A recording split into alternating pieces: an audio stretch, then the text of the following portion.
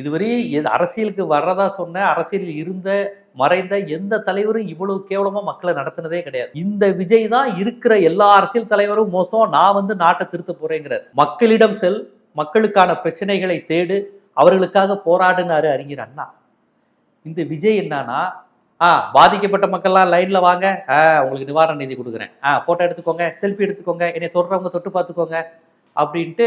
இது வந்து ஏதாவது பண்ணையார் வந்து இந்த தினக்கூலி கொடுப்பார்ல, வரிசையா நிலுங்கடா, கையெழுத்து போட்டு இந்த கை நாட்டு வச்சு வாங்கிட்டு போயிட்டியா, நான் முனியா அவனுக்கு தனியா சொல்லணுமா, வா வா லைனுக்கு வா, என்னடா நேரத்துக்கு வரமாட்டியா, பண்ணையார் எவ்வளவு நேரம் வெயிட் பண்ணிட்டு இருக்காரு அப்படிங்கிற டோன்ல இவங்க ஆரம்பமே இப்படிதான் அரசியல். இவருக்கு புசியானது தான் இந்த ஐடியாவெல்லாம் கொடுக்குறாரா என்னன்னு தெரியல. இது எவ்வளவு தூரம் மக்களை இழிவுபடுத்துகிற அரசியல்.